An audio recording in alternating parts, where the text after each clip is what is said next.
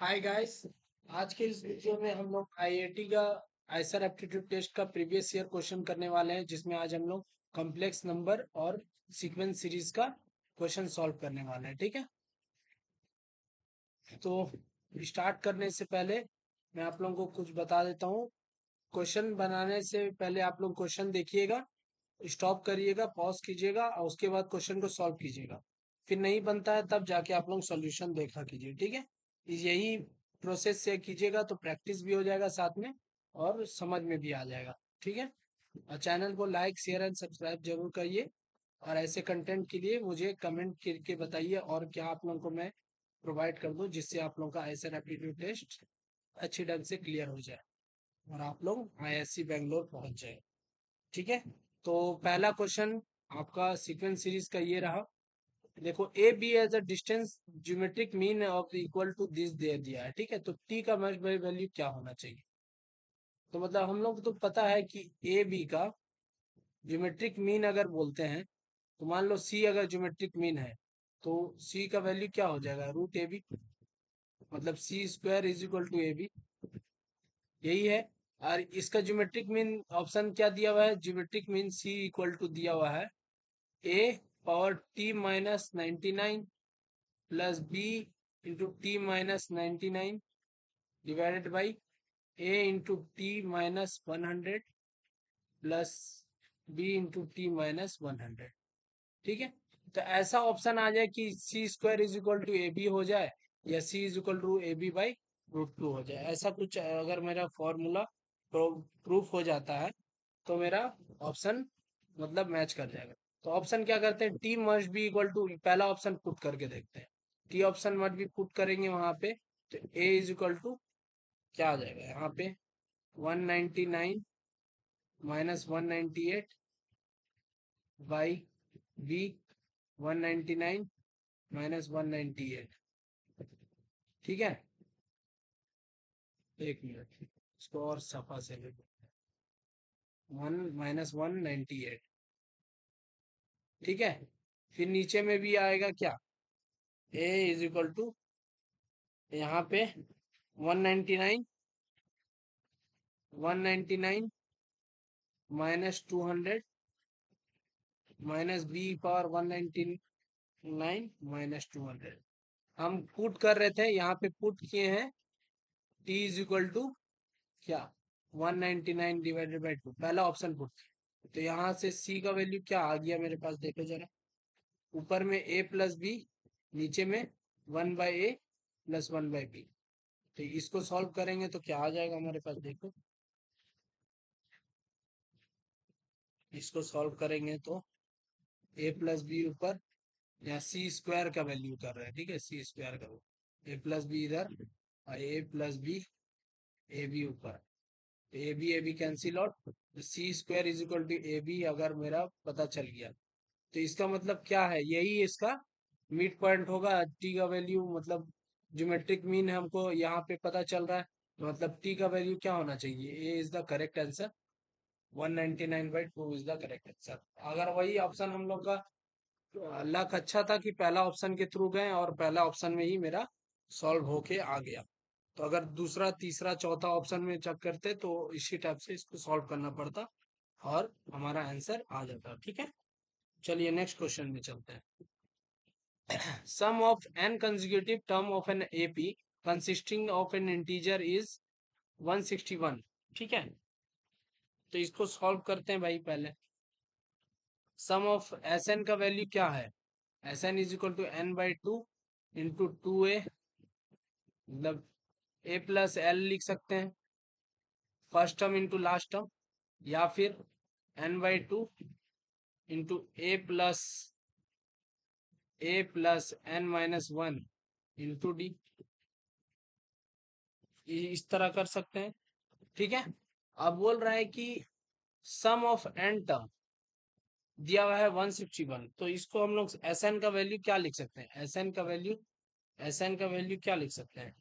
यही दिया हुआ है मेरा 161, तो N is equal to N into A plus L का वैल्यू क्या हो गया?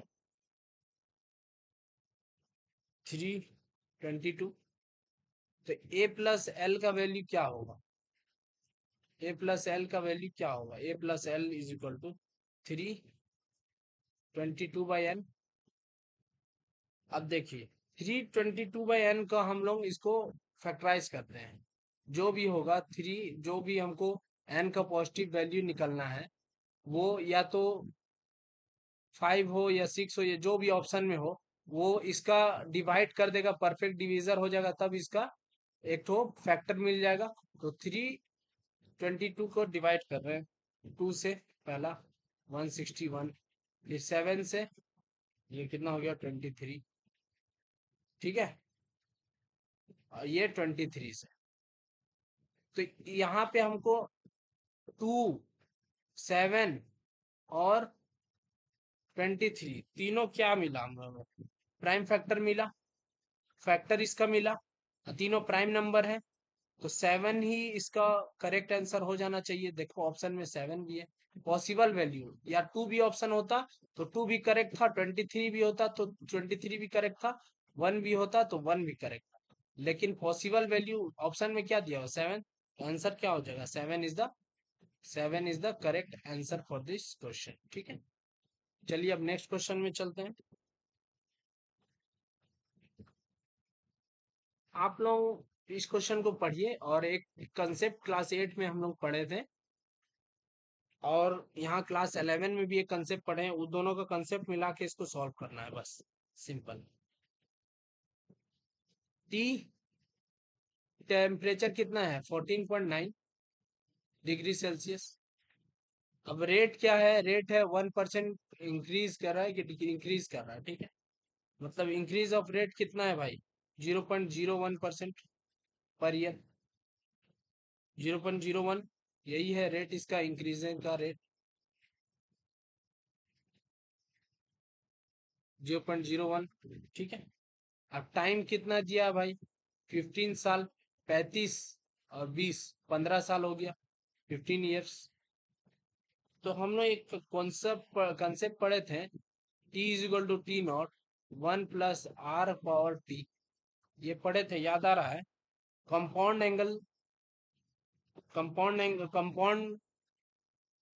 इंटरेस्ट, वही का कंसेप्ट लगाना है बस।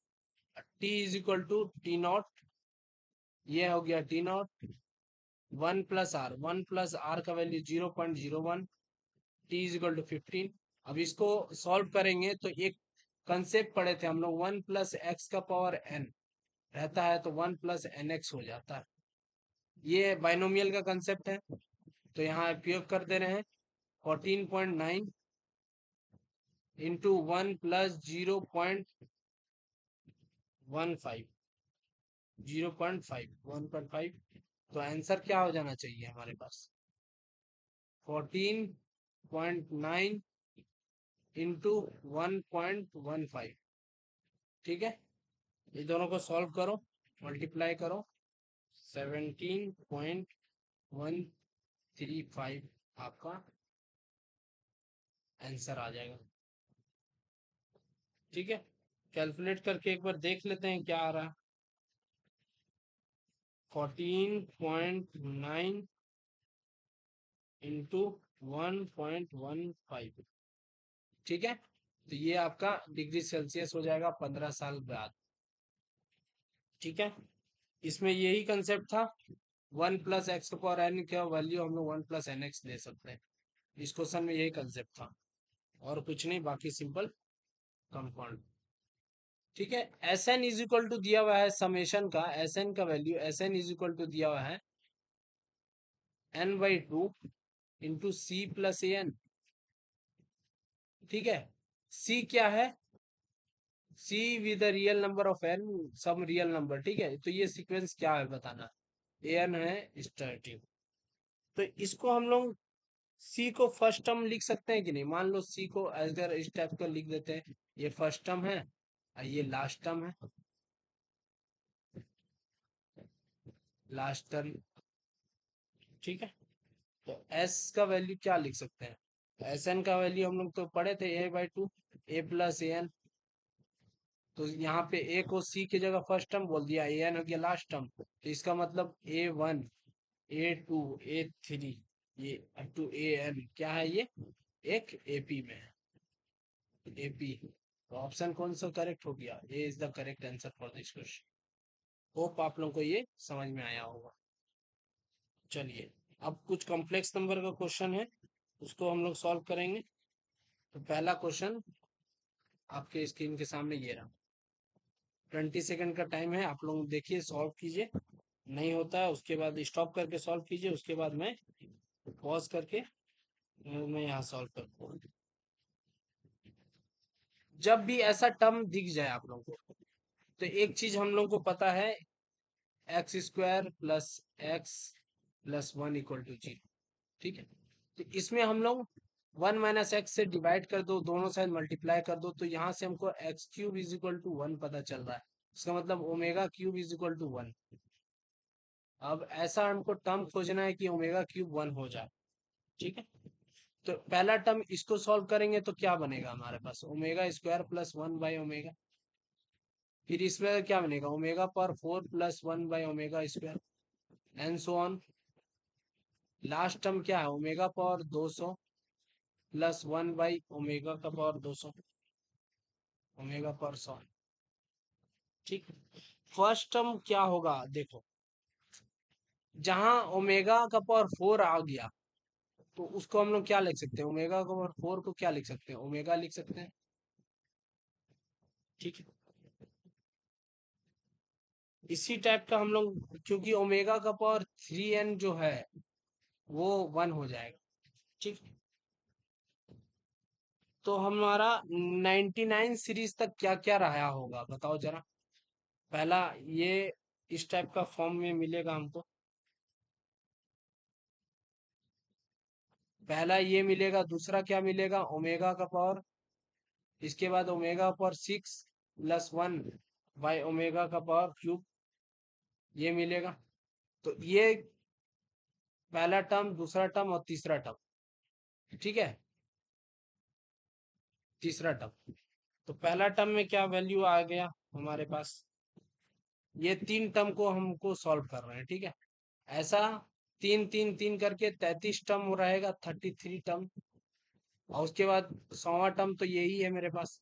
ठीक है, 33 टर्म्स यहाँ पे हमको मिल जाएंगे ऐसा।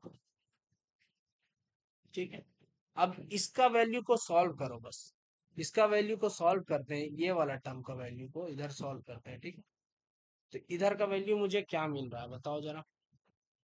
ये 2, ये ऑप्शन तो ω⁴3n = 1 है, तो ये 1 + 1 2 डिवाइडेड बाई 2 2 हो गया, ये ω+1। तो ये इस जगह पे हमको वैल्यू पता चलेगा 2 × ω² + 1 × ω+1/ω³। नीचे 1 हो गया, ऊपर तरफ इसको सॉल्व कर देते हैं। ऊपर तरफ सॉल्व करेंगे तो क्या मेरे को मिल पता चल जाएगा, 2 × ω³ +ω+ω² + 1। ये वाला तीनों टर्म क्या है, क्योंकि इसमें ओमेगा को सेटिस्फाई करा देते हैं, तो ये चीज 0, तो ये इतना चीज 0, तो यहाँ तक का वैल्यू क्या मिल गया हमको, 2। तो ऐसा 33 टर्म पता चल गया हमको, 2⁻33 हो गया। ठीक है, यहाँ तक किसी को डाउट? अब बचा एक लास्ट टर्म, ये इसको सॉल्व करो। बचा एक लास्ट टर्म, ये इसको सॉल्व करते हैं। जो लास्ट टर्म का वैल्यू क्या है भाई, लास्ट टर्म को इधर लाके सॉल्व करो, हौच पौच नहीं होना चाहिए। इसको सॉल्व करेंगे तो क्या बचेगा मेरे पास, 100 कम, ऊपर में एक ω² बचेगा +1/ω, नीचे एक ओमेगा बचेगा, क्योंकि ω³ के जगह 1 होता है, ω³ के जगह 1 होता है, 99 का डबल 198 खत्म, ω² बच गया +1। यहाँ ये 1 +ω+ω² का वैल्यू हमको ये है, 1 +ω² + ω का वैल्यू हमको जब पता है 0 है, तो ω² +1 का वैल्यू क्या लिख सकते हैं, -ω। यहाँ -ω पुट कर दो, 2⁻23 -1 -ω/ω -ω, तो आंसर क्या आ जाएगा हमारे पास, -2⁻23 the correct answer for this question. Answer क्या हो गया, C is the correct answer for this question. समझ में आया? चले अब नेक्स्ट क्वेश्चन में स्टार्ट करें।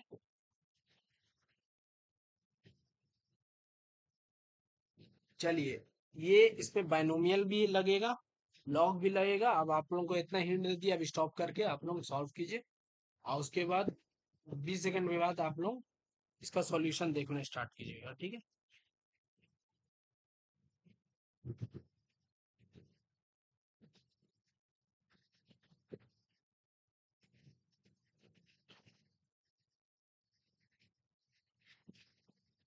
इसका रूट्स मान लीजिए हमारे पास जो है यहाँ पे सिग्मा 1 सिग्मा 2, तो एक्स का पावर n माइनस वन, तो जीरो। इसको क्या लिख सकते हैं हम लोग, एक्स माइनस वन पहला, फिर एक्स माइनस लेमडा टू, जो भी सिग्मा टू जो भी साइन दिया हुआ है, फिर एक्स माइनस सिग्मा थ्री, फिर मल्टीप्लाई में इस टाइप से दिया हुआ है, and so on, X minus N, ठीक है, इक्वल टू जीरो। अब यहाँ तक में वैल्यू देखिए, हमको ऐसा टर्म लाना है प्लस में आ जाए, मल्टीप्लिकेशन दिया हुआ है प्लस में लाना है, तो जरूर लॉग का इस्तेमाल करना होगा हमें। तो इसको हम लोग क्या कर सकते हैं, इसको हम लोग एक्स का पावर n माइनस वन ऐसे रहने दो, ठीक है? लॉग ले लो बोथ साइड, लॉग ले लेते हैं। तो लॉग लेने पर यहाँ पे क्या बन जाएगा, लॉग ऑफ एक्स का पावर n माइनस वन, ठीक है? इधर लॉग लेंगे तो पोस्ट प्लस में आ जाएगा, log of X minus one plus log of X minus lambda two, and so on करते करते प्लस के साइन के साथ, प्लस साइन के साथ log of X minus sigma N, ठीक है? अब यहाँ पे डिफरेंशिएट कर देते हैं, तो डिफरेंशिएट करेंगे तो इधर तरफ क्या बन जाएगा, वन बाई एक्स का पावर एन माइनस वन, और एक्स का पावर एन माइनस का वन का डिफरेंशिएशन करेंगे तो एन इंटू एक्स का पावर एन माइनस वन, ठीक है? माइनस वन का जीरो, इधर करेंगे तो one by X minus one plus one by X minus lambda two, and so on करते करते one by X minus lambda N, ठीक है? कुछ इस टाइप का एक्सप्रेशन मिल रहा है।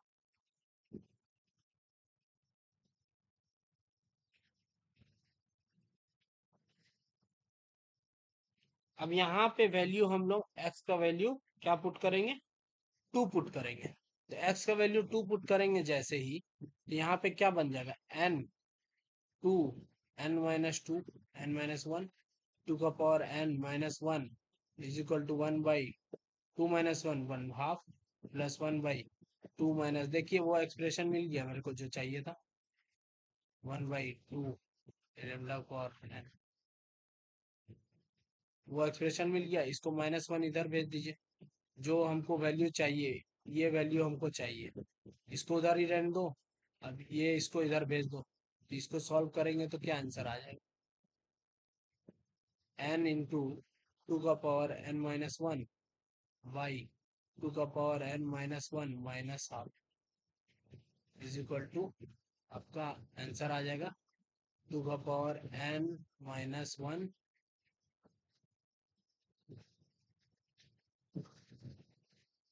टू का पावर n माइनस वन। कौन सा ऑप्शन मैच करेगा, देखिए, टू का power n minus one,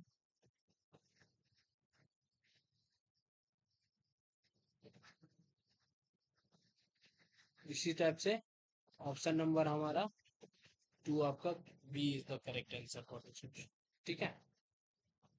simple सा है, लॉग लेके सॉल्व कर दिए। चलिए अब थोड़ा कॉम्प्लेक्स नंबर का एक कॉम्प्लेक्स क्वेश्चन कर लिया जाए, इसको होमवर्क में दे दिया जाए, जैसा बोले आप लोग। ये लास्ट क्वेश्चन है, दोनों में से एक क्वेश्चन को होमवर्क दे दिया जाए और एक क्वेश्चन को सॉल्व कर दिया जाए। चलिए इस क्वेश्चन को सॉल्व कर देते हैं।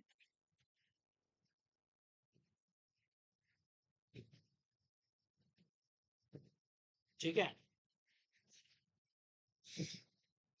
एस का दिया हुआ है जेड माइनस आई जेड और जेड स्क्वायर, ठीक है, इस टाइप से दिया हुआ है। तो Z is equal to A plus I B लीजिए पहले बात, ठीक है। अब A plus I B minus of I times of A plus I B, ये वैल्यू और इधर का ये वैल्यू क्या है भाई, ए प्लस आई बी का मॉड का स्क्वायर, ठीक है। इसको हम लोग सॉल्व करते हैं भाई। इसको सॉल्व करेंगे तो क्या मिल जाएगा मेरे पास, A plus B the whole square plus B minus A the whole square, और इसका जेड का मॉड जेड का वैल्यू निकालेंगे तो क्या निकलेगा, ए स्क्वायर प्लस बी स्क्वायर का स्क्वायर, मॉड जेड का स्क्वायर बोला है यहाँ पे, मॉड जेड का स्क्वायर बोला है, इसीलिए ऐसा कुछ। अब बताइए इसको हम लोग क्या ले लें, दोनों को कंपेयर कर देते हैं, ठीक है। इसको एक्स ले लेते हैं, इसको दोनों को कंपेयर करके इसको सॉल्व करते हैं, पहले इसको सॉल्व करते हैं। Root under A square plus B square plus 2ab plus B square plus A square minus 2ab, minus two A B cancel out, ये हो गया आपका 2 times of A square plus B square. इसको हम लोग x मान लेते हैं, इसको हम लोग y मान लेते हैं। तो बोथ साइड स्क्वायर करो, इसको स्क्वायर करेंगे तो क्या मिलेगा हमारे पास, X square is equal to क्या मिल जाएगा, twice of A square plus B square. इसको यहाँ पुट कर दो तो X square is equal to 2y square 2y। ये क्या है भाई, ये एक पैराबोला है, क्या बोला, parabola. S is a parabola is the correct answer for this question, ठीक है। सिंपल सा था, कुछ है नहीं इसमें। चलिए इस क्वेश्चन को आप लोग होमवर्क करके रखिएगा और कमेंट सेक्शन में मुझे इसका आंसर करिएगा। Till then,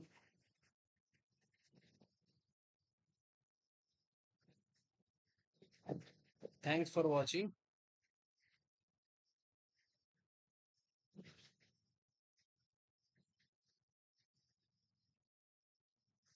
please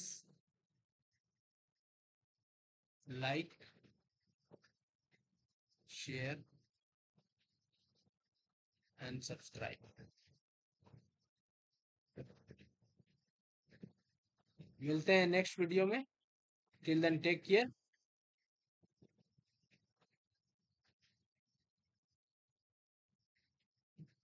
bye bye.